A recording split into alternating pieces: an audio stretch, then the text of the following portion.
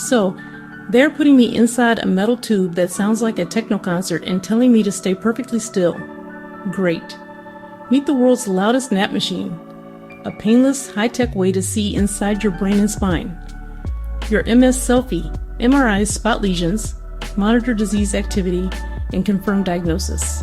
Today, what MRI shows, what the tunnel feels like, panic-proof tips, how contrast works, and why the results matter. We'll turn clangs into comedy, and you into the calmest statue in radiology. Stick around for the big reveal at the end. The MRI isn't scary. It's your best detective partner. Plus a quick chapter to help you breathe, laugh, and subscribe without panicking. Deep breath. Let's pose for the magnet. Think of your MRI scan as a weather radar for your brain and spine. It cannot show your feelings, like how tired or sore you are, but it can show storms that have passed or storms happening right now. For someone with MS, it shows tiny bright spots where myelin has been damaged, white sprinkles on a gray brain cupcake. T1, older damage or tissue loss, the history page of your album.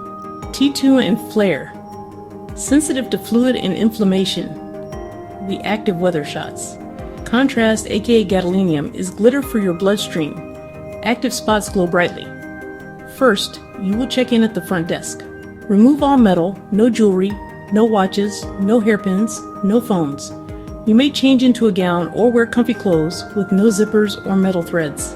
A friendly technologist walks you to the room and gets you comfy. You will lie on a narrow padded table that slides in and out. For brain scans, a snug head coil helps get the clearest pictures. The technologist will give you ear protection. This magnet has an extremely loud playlist from the Industrial Revolution. You don't want to hear it. It looks like a big white donut or a tunnel. During the entire procedure, you can talk via intercom to the technologist. They can hear you and you can hear them. If you get anxious, squeeze the panic ball. They will talk to you or slide you out. Scans last approximately 30 to 60 minutes that are broken into shorter segments with noisy sets and quiet pauses. Your job is to stay as still as a statue. Even a tiny twitch can blur a picture. First, focus on your breathing. In through your nose for 4. Out through your mouth for 6. Longer exhales calm your nervous system.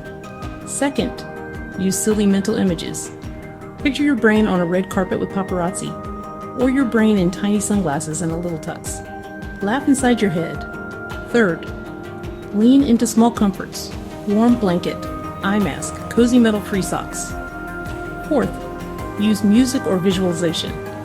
If no music, picture a sunny beach, waves, sun, seagulls, salt air. Hold that peaceful image. Pretend you're meditating through a very loud spa session. Sometimes your doctor uses contrast dye, also known as gadolinium. They slide you out, place a small IV, a tiny pinch, and then back in for final pictures. It lights up active inflammation like a neon sign so fresh spots stand out. The dye is filtered by your kidneys and leaves your body in about a day. MRIs are very safe. Tell staff about implants, pacemakers, or metal fragments. Screening keeps you safe. You did it. You survived the world's loudest nap and you're free to go. A radiologist analyzes your images and sends a detailed report to your doctor. Together, you'll discuss what the pictures mean for your health and treatment. Think of lesion load as potholes in your brain's highway. Track them over time. MRI is the map, not the whole story. It can't show fatigue, pain, or brain fog. Your story matters. Now for the big reveal. The MRI machine isn't a scary monster. It's your best detective partner, a superhero sidekick that sees the invisible. It finds hidden trouble, flags new spots, and confirms when treatment is working. You stayed still through the techno concert. You conquered the urge to wiggle. You gave your doctor the gift of sight, and that makes you the star player. If this helped quiet your magnet panic hit-like, subscribe for the next episode. The lumbar puncture will make it way less terrifying. Comment if you've ever named your MRI machine. I named mine Steve.